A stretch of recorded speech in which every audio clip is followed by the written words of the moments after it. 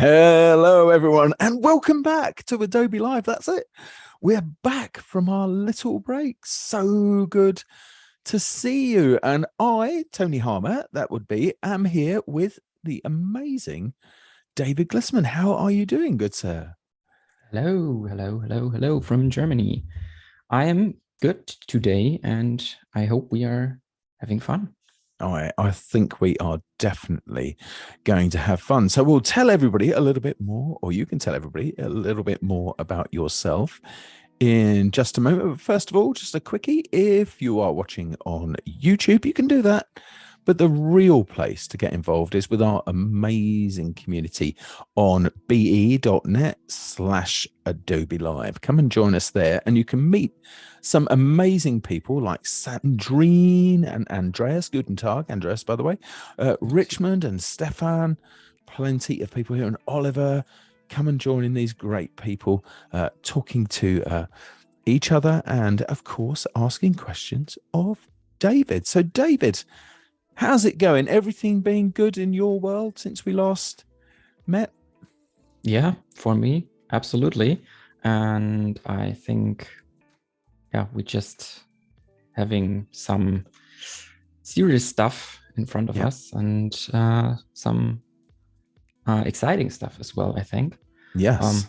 Just because I recently discovered some new areas that I was excited about, and I'm happy to share it. Yeah, cool. Well, share away. And you're here with us all week as well, which is fantastic. Yeah. 3-parter. Yes, so that's right. For people who've not seen you before, David, just a very quick intro. If you could just let people know who you are and what you do, that would be fantastic. I can totally do that, I think. Yeah, if you would like to share my screen as well, then I can show you a little bit about my profile again, for anyone that might have not seen it yet. And I think stuff that is immediately visible is that I'm working with quite a lot of colors and very vibrant stuff, and maybe also not always the usual colors that you're supposed to see when you're looking at like a Christmas scene, for example, and there's a purple sky and a purple tree and so on. Yeah, and that is pretty much what I do in whatever I do, be it photography or lettering or 3D or illustration. I do that a lot, and we have it again that the projects are appearing multiple times. But maybe if you go on to my profile, you have more luck seeing the projects only one time and checking them out. So what we will be checking out now is my project series that I will be also teaching about today. Yes. And this week, for this matter. And yeah, this is the second part of this series that I started like I think 4 years ago now, or even 5, 2017, 18, something like that. And after some time, I also started to animate the posters and experiment with more and more stuff, and yeah, just whatever comes to mind, whatever comes up, and what new ideas I'm trying to figure out and trying to learn and maybe replicate myself if I saw something nice. And yeah, there's just plenty of stuff by now. And this one, for example, is also something that I have been streaming on my YouTube channel, and that is also still online. So if you want to check out the whole detail without me being or without me talking to someone else, just talking to myself and to people in the chat, then you can just watch that.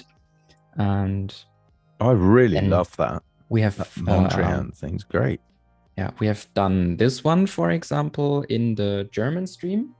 And I just showed how I created the poster there and how I did some of this animation stuff that you can see a little bit in detail. And then what we are going to be working on now and today and this week is going to be this poster, where I have mostly tried out the glass effect that you can see in some of these squares that are getting this frosted glass effect. Just, I think, a pretty casual blur, just nothing too special, but the thing that I was always not sure about how to create myself, so that I had to just jump into it and try it out, was how do I do a blur effect on a shape without it affecting the shape as well, so that I blur the whole square and the edges are not sharp anymore. That was my trick that I tried to figure out. And yeah, so my workflow about that might also be kind of messy, I guess. We'll get into that just now. But I think I can just tell you what you could maybe avoid if you know what you are trying to do in the first place. Because my plan for today is jumping between Illustrator, InDesign, and also XD a little. But if you want to create this and you know you want to create this, you can totally start in Illustrator and set it up for After Effects, or you can also totally start in XD and set it up for After Effects. That works perfectly fine and is pretty much, in my opinion, the recommended process to do if you're not starting like I did and not really having a particular plan, but just jumping into it. And just if you know what you're doing, perfect. Just start in the program that also already does the things that you want. So just a quick overview. What we are going to do in the next couple of days is first we're setting up the animation on the first day, on Monday, today. So we are creating the layout and making it so that we can start with the animation tomorrow.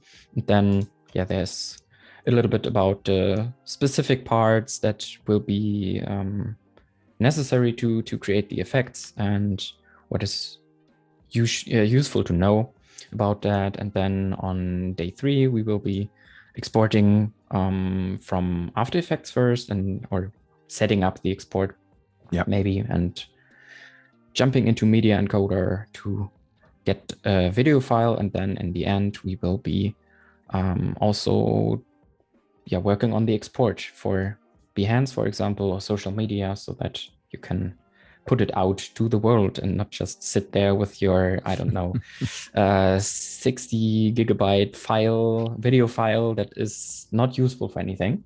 That always sucks. So we will be working on that and a few tricks to work with that. So let me see. Okay. That's great. And I'm sure that everybody appreciates the level of detail that you've put into planning this out and presenting that to us. So that's great. Thank you very much for that. It's really good. Yeah. So I guess we will just start then. Yeah. So great. Wait, nope. That's wrong already. Oh, come on. Why is it not working now? Okay. What, we after a new file? Nah, I wasn't supposed to. Okay. This is the file that we can work on today. What we are going to create. But the first thing that I usually do if I start with these is basically just create my gradients. That is what I showed you. And that is pretty easy. You don't need anything specific. You don't need any specific layout or anything. You can just use whatever you want. Even if in this case, I can just use this and then just grab my rectangle tool with M and create a new rectangle. And then we will be just using the gradient tool and go into, no, the gradient is here. Create the freeform gradient, the last of these gradient options. So that will just create 4 of these points, for example. And in my case, I have used green, orange, yellow, and blue colors, but that is not depending on anything. I just mostly go for whatever I want and figure it out on the way. So maybe I start with these colors and look what I want, what I could change, what I would maybe like to have. And I think the great thing about this is, I mean, it could be great for some people and not so great for other people. But for me, the great thing is I can have this color, which is like a steel blue or something. But if I move it, just because the mixing of colors in the gradient, freeform gradient tool in Illustrator is just creating, yeah, some different results based on the position of this little knob. And that means that I can just really easily change between different results that I like, or can look for something that I like, search for something, and if it's not working out, I can always, of course, go into the color picker and choose something a little different. And for me, that is giving nice results quite fast. And usually I don't even use these little extra handles that you have for all of these. You can also play with those, which is like the influence of each knob. It is, yeah. It's totally up to you, of course, but usually I just go for points. There's also the option for lines, which does exactly what you would expect, maybe. It creates a line between these points, but I personally don't really use that too much as well. I just go for the points and just create as many as I want. I tend to not use those that much, like 4 to 6, I think, is mostly what I used so far, and don't overdo it. And then if I'm done with, or if I'm fine with my colors, I will actually pick colors that are close to these ones if I can. I can probably not. Okay. That is, I think you need to tap. That's it. Yeah. Yeah, that's better. Yeah. So that we can have something that is actually similar to the stuff that I have been using before. But as I already said, there's nothing stopping you from doing it any different. And if I have something that I can work with, all I have to do is actually turn this off, because I don't want any boundary, any stuff in this square other than the gradient. So I just copy it, and then if I go into InDesign, I can just paste it in, and that is exactly what I'm going to do. Actually, I just have an extra page all the time so that I can scroll further down, because InDesign is not letting you if this is your last page. So I always do that. And in this case, I will just remove all of this, and also this. So now we have just the base that I have been working with. I created a grid, and then some information, like a title, or not really a title, but the number. I just numbered them, put the date, my information, and so on. And then this is divided by 5x7 squares with a little bit of gutter in between. Yep. That is what I'm usually always working on. This is a modular grid that you're using here, right? Yeah. I just set it up with a grid option somewhere. I think create guides. Yeah, there is. And then you can just go for 5 rows, 5 columns, and set a gutter of, I think I used 10 millimeters in that case. And you can also preview it, which is always good to know, good to use. And then you have something like that. For example, I just wanted to have squares in my layout, or it's actually not perfect squares, so about that, but that's fine. And then you can just paste your graphic from Illustrator in here. And now, of course, I have the whole thing. And what I just did now without the auto fit option, which is up there somewhere in your options, or here, if you have the properties panel open, there's the auto fit option. And if I disable that, I can just use a little corner of this whole gradient piece. And if I take a copy and put it over and grab this little sphere, the circle in the middle, then content grabber. Yeah, the content grabber. That's exactly. Then I can do exactly that. I can grab the gradient inside of this boundary box and move it around. And if I just don't let go, or if I don't immediately, if I grab it immediately, then I can't see a preview. But if I hold for like, I don't know, half a second or something, I can see what I am actually doing a little bit in the background. So that's always helpful if you want to go into the corners and so on, because it's called this patient user mode. That is, it's called patient user mode. Yeah. If you click and hold for 1/3 of a second, that's how you access it. I know, it's just wacky, isn't it? That it's pinned right the way down to that number. But yeah. And then I can just pick different spots of this. And of course, if I also just click it and don't drag at all, then I have the content accessible, and I can also scale it up or down if I want to.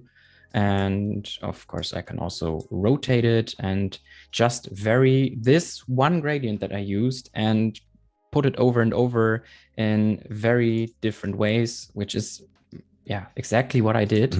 If you just have a look at this, this is only one gradient. I don't think I have used more than one.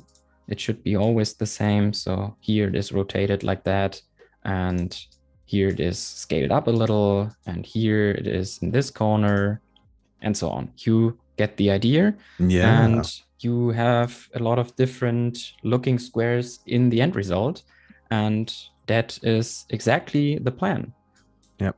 There's so much energy in that already. And in fact, Joe, who will be hosting you on Wednesday, in the chat has said that he loves these already. It feels so tactile already. Yeah.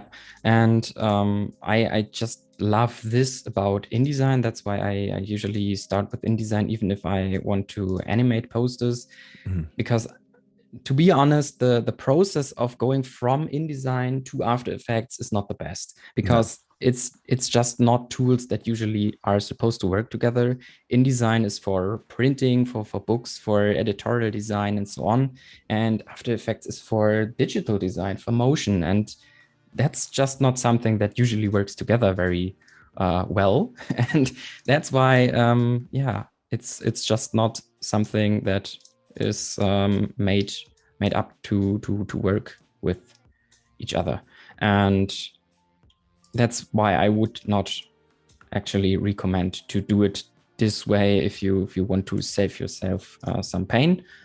But for me, it just works because I just love to experiment with this freely, like I can do here, and just move it around. I don't even have to think about it. I just move it on my grid, and sometimes I move it up a little bit so that it's maybe not so perfect, not so uniform, but just a little bit chaotic, a little bit messy, and it looks kind of like a pasteboard of sticky notes. And if I want to be funky, I could also, of course, just rotate these on their own, so that it's not only the gradient that is moved, but also the pieces themselves, the sticky notes. That's not what I was going for in the other example, but I'm just giving you ideas. So if you have not anything specific in mind, just feel free to always experiment, try it out, and see what works. That's always the best thing you can do. Yes, and Joe in the chat is saying simple grid there, proving how powerful it can be. Just a little alignment off the margin line, and it adds character to it. And that's the thing. And the thing is here, you're not adhering. The mistake a lot of people make when they use a grid, I think, is in that they think they have to adhere to it. And the idea is it's just a guide. Yeah, it gives you a sense of balance, which is, that's totally it. I think I will just pretty much leave it as that. Just fill out. Oops, that was the wrong piece again. Let me not grab the content, but the whole piece, and just fill out these gaps a little. I am actually not too happy with the gradient that I chose here. It's a little bit too muddy, too dirty for me. This kind of green is too present for me, and the mix between orange and green doesn't work as well for me as in this example that I've been using before. You can see this is a little bit more vibrant.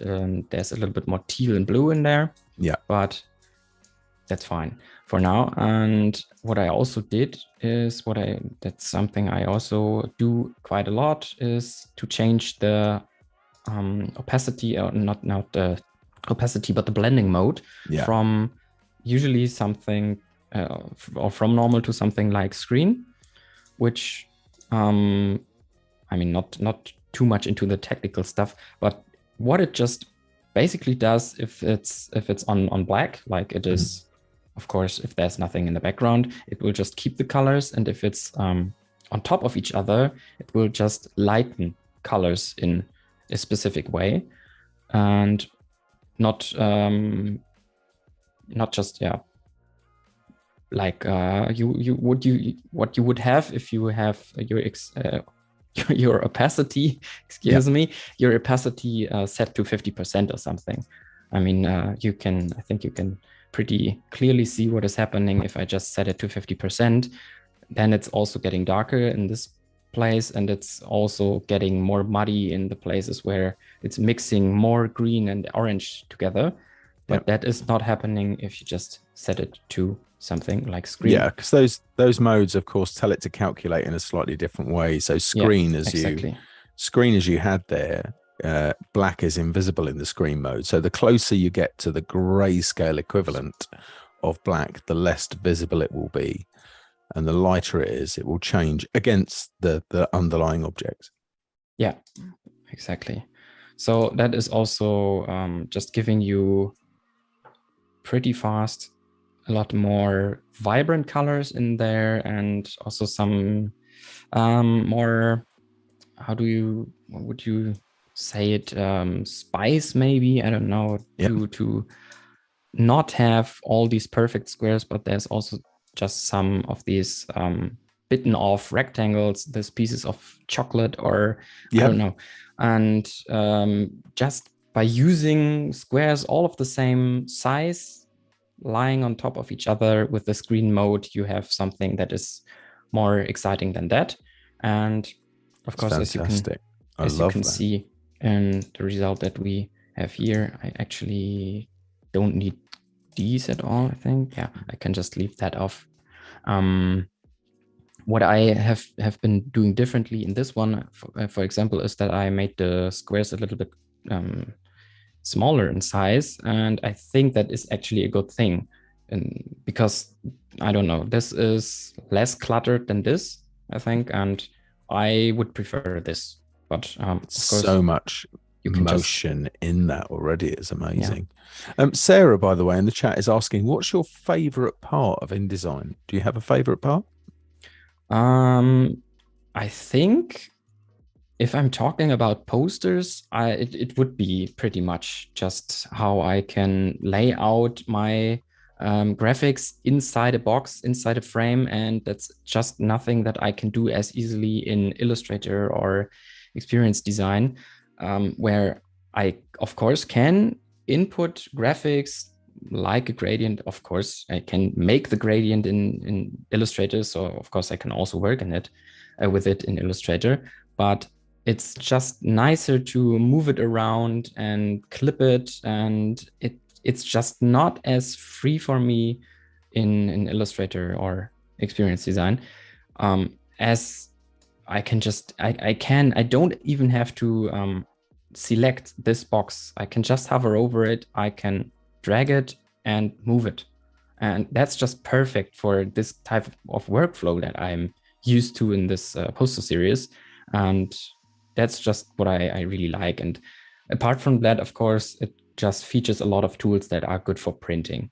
That's, I think, the obvious part, the technical part that is just good to have, but maybe not so exciting. So, but I guess that's the feature that you're looking for if you're using InDesign.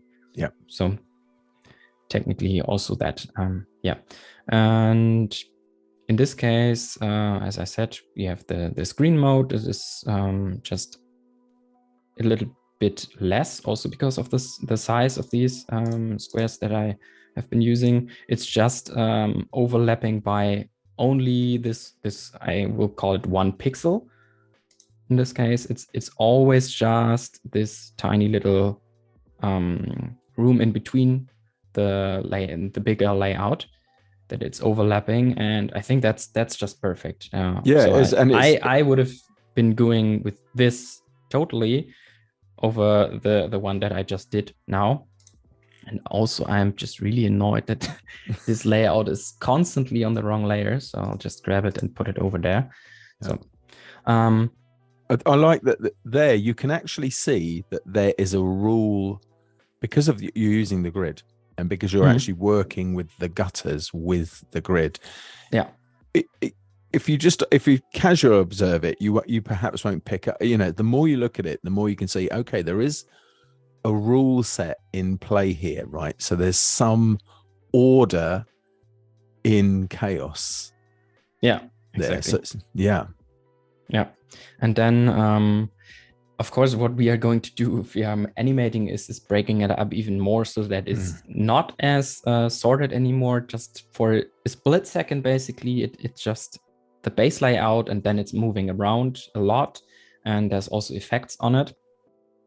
But of course, this would be a static version that is using the grid, that is, in this case, not really breaking the rules. But in other cases that I have been using before, of course, it has been. I have been using stuff that is not always using the grid. For example, this one that is animated is also after animating it, breaking the grid, but in a very specific way, so that the parts are always moving and the gutter between always stays the same size.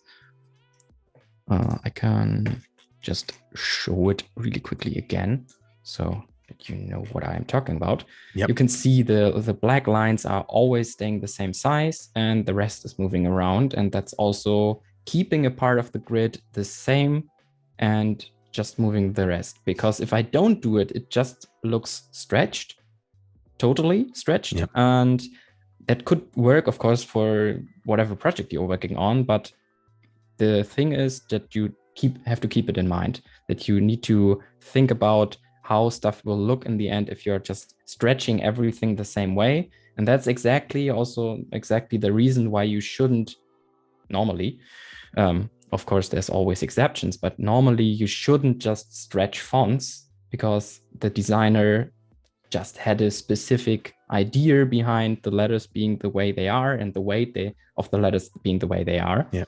I'm totally 100% with you on that, David. Yeah. I mean, like you say, there are times when it's okay to break the rules, but essentially, I'm with it. I hate seeing stretched or compressed. Yeah, it just works in very specific scenarios, very, very specific. And of course, one example for an exception would be motion. I think if you are animating the stretching, it is a total different thing because people can see the actual stretching, and then it's just giving a line of story, basically, that you are stretching something. Yeah, it tells that it's getting stretched. I think, it's pretty obvious. Yeah, but we've had. Oh, sorry. I was just going to say we've had Matt Voice on before doing. I don't know if you've seen, right. Exactly. So, but when he stretches type, he does it in a way that is sensitive to the letter forms. Yeah. He chooses which parts he's going to stretch. Yeah, he does, and that I think shows how much how observant he is of the type designer's hard work. Yeah, absolutely. I totally agree on that. And he's doing a very good job on that. And he's also very good at using effects as well. So if someone doesn't know Matt Voice, I recommend to check him out, because he does very good type stuff. Yes. That is very true. Yeah. I think you two should collaborate. That's what I think. Yeah. I think we should have a David Glissmann and Matt Voice collab on. Would be fun. I would totally up for it. Yeah. I might see if I can make that happen on Adobe Live. I'm totally up for it. Yeah. Yeah. So for the next step, I mean, we are kind of done with the base layout for all of these shapes. And then I basically did a second layer. If I just hide this is what the second layer looks like. It's just a few of these, definitely less than before, a few of the squares that will be glass. And in this case, because this frosted glass effect doesn't exist in InDesign the way you could work with it like I did, I just grabbed white squares and put those to the opacity of 50%. Actually, in this case, I just did it this way so that I can have a base idea of what it will be looking in the end. And I don't think that I have to show much of that. That is pretty straightforward. I showed how to lower the opacity already. And yeah, then I basically did the same thing. I used the grid, and even this one that is not on the grid is just moved by a specific block. And then you can also see, if I just grab this is also not a 100% perfect grid, because let me just make this size. So this square right here is the okay, that was not very clever of me, but okay. I'm just reading. No, I get what you're trying to demonstrate there. It makes makes this sense. This one is the space that we are using, but on this side it's not working because this bigger square is not exactly like 5 times the small square. It's just a tiny little bit bigger, but that's also not a big deal. It gives a character. Yeah, I think. exactly. Yeah. It's just something that still works because it's kind of organic. It's not super perfect and geometric, and especially if you're far away, your eye will not even notice. I mean, if you disable the grid, can you tell that this part here is not a perfect square? If you look at it, I think you can, but who does that, to be honest? And that's nothing to be worried about. No. So just go for that. And the next step from here, what do we do next? Because that's pretty much everything that we can do in InDesign. And this is where I would, or you can just see why it makes more sense, in my opinion, to actually do it in Illustrator. But this is just the way I do it. And if you're for some reason in the same spot as me, then you can just you know what to do. You can just export this as a PDF. That is pretty much what I do, export, and just go for a PDF export, which I will probably not do yet. Do right now. Yeah, thank you. Oh, so do you tweak the export at all? Do you like use PDF layers or anything like that? Do you, or is it just straight export? Actually, I mean, I can just do it right now. Just create an extra version, range 40. That is right. Actually, I have a interactive PDF in this case. Okay. I'm not sure what would be or if there is a perfect way to export a PDF, was the way that it's working fine in the layers that or how I want the layers to behave in Illustrator. I don't think that is supported in PDF. It's just not the same way, but maybe I'm just not up to date in that.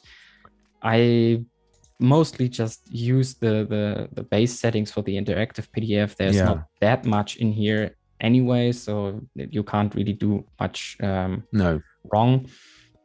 You have just the JPEG compression, and I think that is actually what is going to happen to the gradients, but I'm not sure. Whatever. If this is for some reason occurring to you, I think you can just go with something like this. And if you want to be sure that there's nothing wrong, just don't use InDesign in this case, because if you're making a motion design poster, it's just not the best way. To be honest, it's just not the best way to do it this way. Yeah, and then what I do is open this in Illustrator to clean it up a little for After Effects.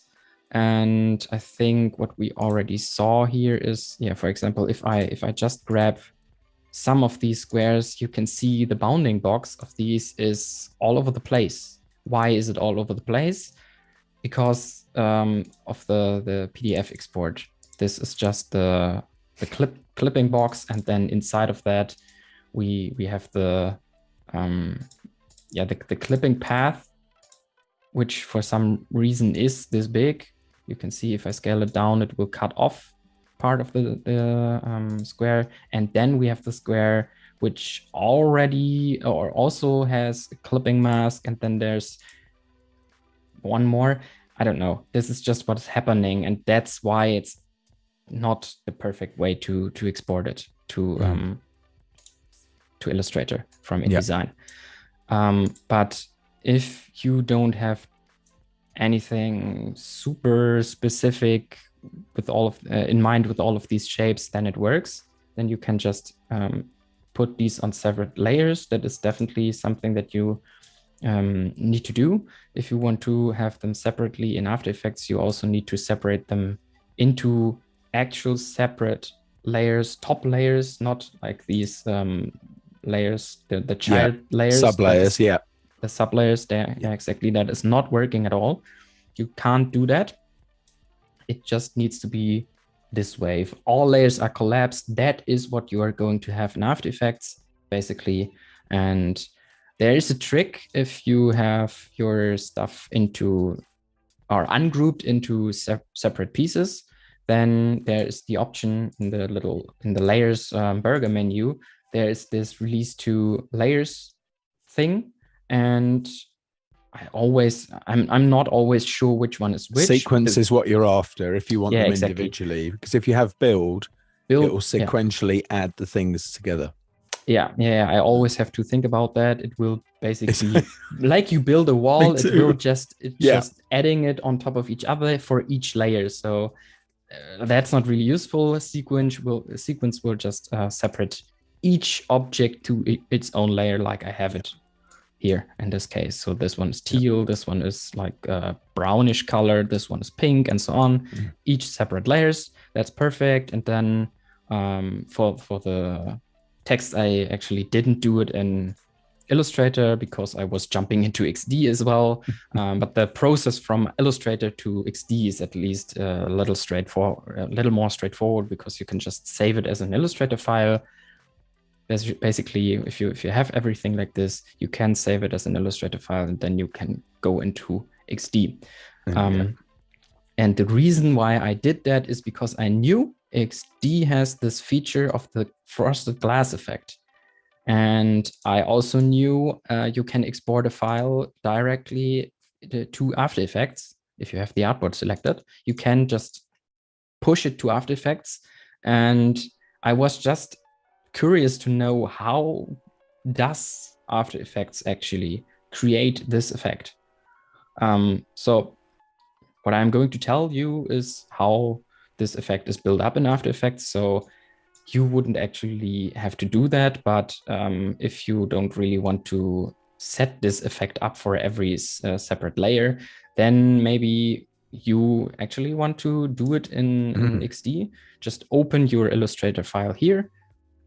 So now I basically have my text also layered and layouted like I would like it to. In this case, it's not really on the grid, but it is on the new grid presented by the boxes that I use. And now it's just sticking perfectly with the mid of the outline of the text on the box, for example.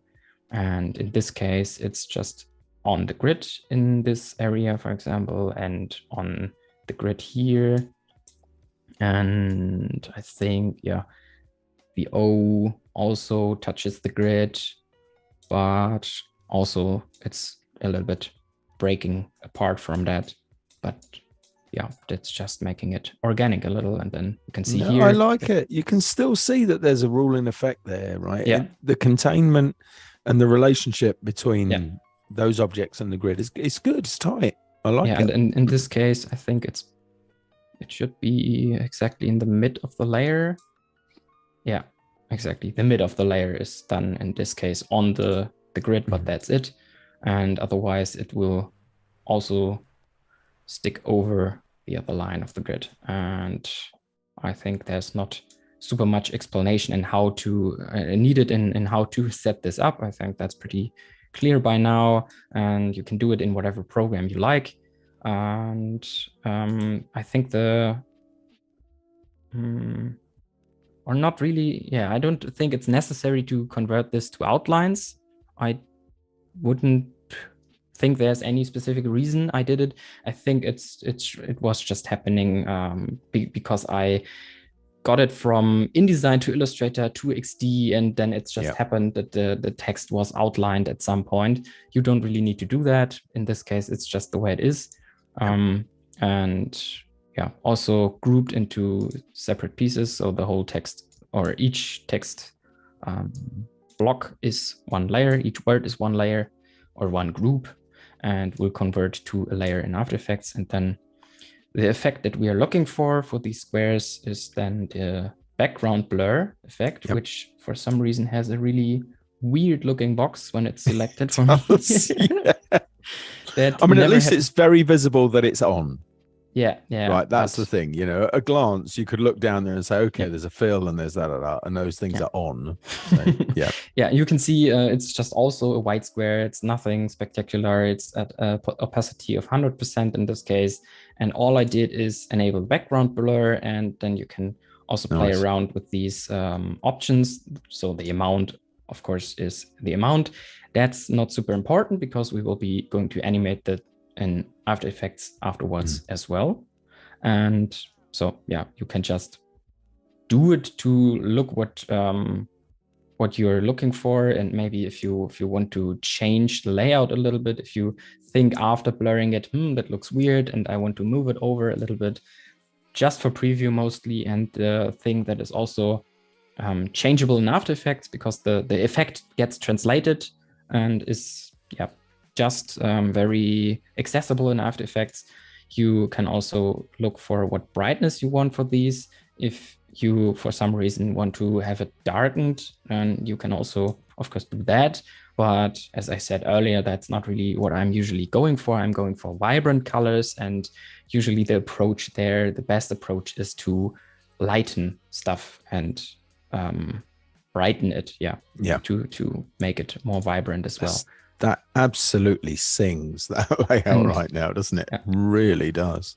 And then that is basically everything that you need to do in XD. And then you can push it to After Effects, for example, just in this case, that would be what you can do. And Control-Alt-F or Command-Alt-F for the export to After Effects. And then it's just creating a file somewhere on your PC, like a temp folder or something with the assets that you have.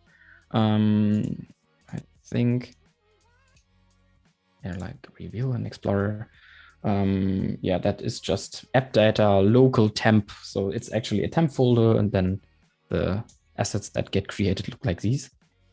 And that's the file that I'm getting. And as you can see, just a little, there's a little difference. Let me wait, this one. Yeah, turn off the guides. You can see this glass effect for the ones in the corner. The brightness is affecting the background. Yeah. Which is something that I had to recreate in After Effects because that is not working the same way in After Effects. I'm not sure why it does, but that's just not the same thing that is going to happen. But there is a pretty easy fix for that, and I will show you that in detail tomorrow. That's the plan. Yeah, and right now, what you could do is just organize this a little bit better, because right now everything is just, if it's a group, if it will be one color, and if it's a shape, it will be one color, whether it's text or a square or whatever. So what I usually do is I will name this either in XD or in Illustrator. If you name it there, it will also translate to After Effects, just because I did not really have a specific workflow. I didn't know where to name it, and I think I didn't do it before, and I just did it in After Effects. But you can just grab all of your text layers, of course, and color them in a different color from everything else, so just that you have a little bit of an so you've got some easy doing. way to identify them. Exactly. Absolutely. Because in this case, I mean, for the outside parts, I can just drag them to the top. And perfect. My text is at the top. I can just not bother with it. I can even just hide these layers, and then they are out of my mind. And I don't have to do anything with them unless I want to change their color or something. But it's a little bit more tricky with these that are integrated into the layout, and in some cases behind or in front of a shape, which is also something that in the final result I have, no, actually not. You can see in this case, this glass, frosted glass is of course in front of the squares in the background, but it's behind the text. And that just means you have to do it this way. And now it's still easy to identify. It's all of these yellow layers, just something for ease of access, which is always a good thing. And then what I also had to do, you could already do now, is to grab all of the groups, which are all of the colorful squares and not the text, not the glass ones, because just the way the gradients work, it will be just a group, or in this case, a pre-comp, and there is the, there's again, because that's the way it was going to be. It's another group.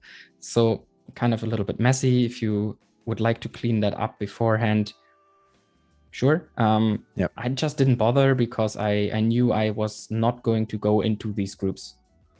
I was so it didn't matter. It was you know, you were it wasn't exactly.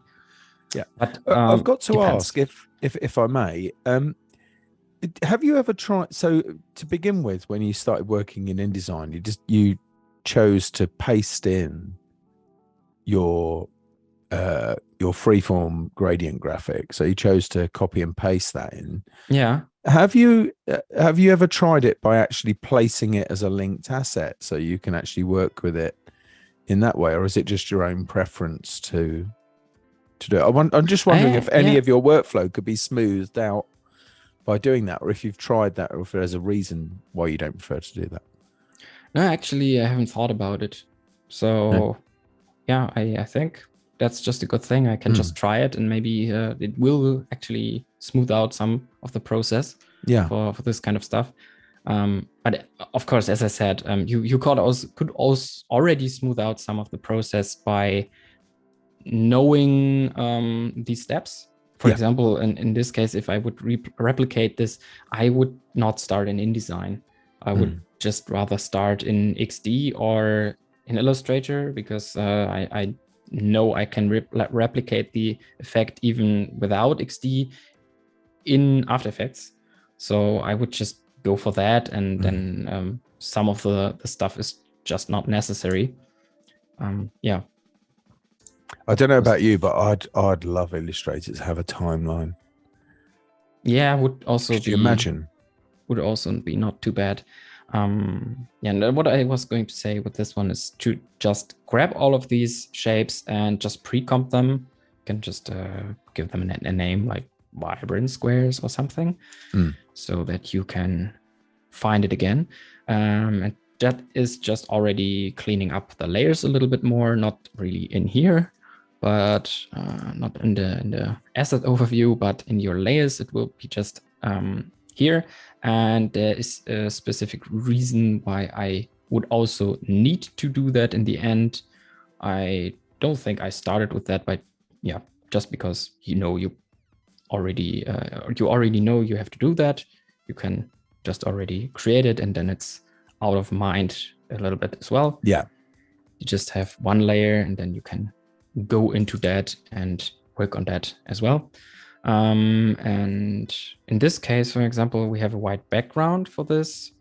And I think, yeah, that is just the background color of the composition settings. So with Control K, I can just go into that and set this to black. And actually, if anyone is wondering, this background color is not affecting your rendered layer or the rendered result. It's just for your preview in After Effects, or as far as I know, this is not affecting it, the rendering in any way. Especially if you are just outputting a casual MP4 or something.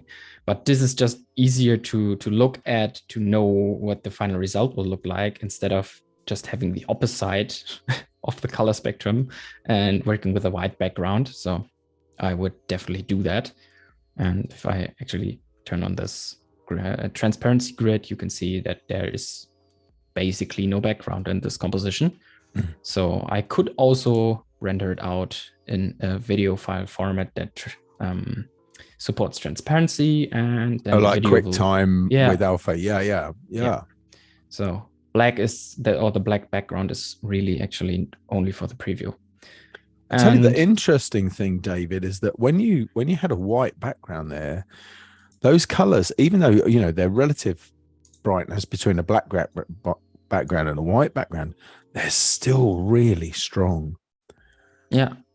Irrespective of technically the white has much more luminosity than everything else, but the colors are still bang. Still working really well. And that's actually not even the final result, just a tiny little thing that I will just do now, that we will, oops, that is totally not what I want.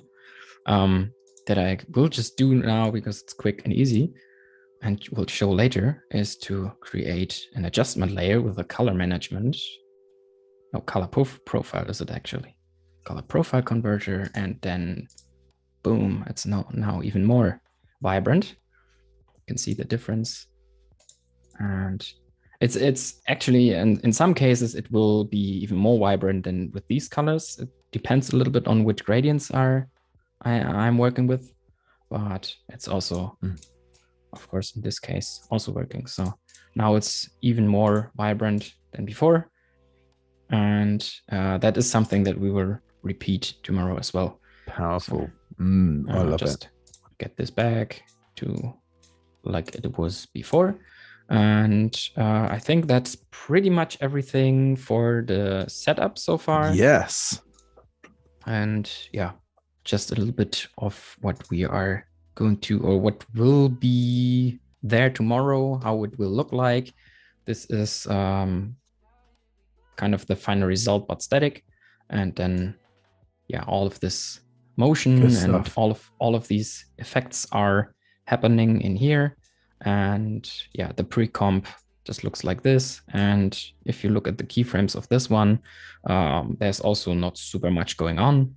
It's the position of these, and the rest is mostly based on two layers that are creating this effect, this color separation effect, and also this shine. It's good way to describe it. It's more visible here. I like it. This motion blur shine kind of thing, and that is just giving it a lot of texture and personality, I think, dynamic, whatever. But it's a lot more than just this and then the squares moving. Yeah. I think that's interesting. Yeah, but that's I'm not like boom excited interesting. for this. And that's basically 1 or 2 layers which are creating a lot of difference. And I think that will be exciting to work with. It will be. I agree. Joe in the chat, by the way, is saying this looks like an event poster, perfect for some ambiguous text that doesn't really give too much away. It really does look like it. I could see this also. I think if this was on a billboard, you know, like on the side of a bus stop where they have those like animated billboards, one of those things would be crazy. Or on the Bahnhof in Germany, where you have those things that are projected above the train now and all of that stuff. That would be so exciting. Sandrine's excited for tomorrow as well. Oh, actually, she might be talking about a plugin thing I was talking about earlier. Sorry. But it's going to be good. So make sure that you join us again tomorrow. David, are you about done for today? Are we all good? Or from my side, I would be done. If there's anything still left open for something that I might have skipped or that wasn't so clear yet or something, then maybe just hit me up, let me know, and we can clarify that right now. But otherwise, we can be there with a fresh start tomorrow and finish it up for today. Excitement already for tomorrow. So all of us looking for it. Gonna be fun, says our lovely Tim. And very good. I'm sure it will be. Flown by this hour with you, David. Really, really enjoyed it. And this is such a feast for my eyes. I'm absolutely loving it. So come along and join us tomorrow. David and myself will both be here midday at behance.net/Adobe Live. Come join us then and see the second exciting installment, this amazing 3-parter. But for now, from David and myself, it's time to say cheerio, and we'll see you tomorrow. Take care now. Goodbye. Bye. See you tomorrow.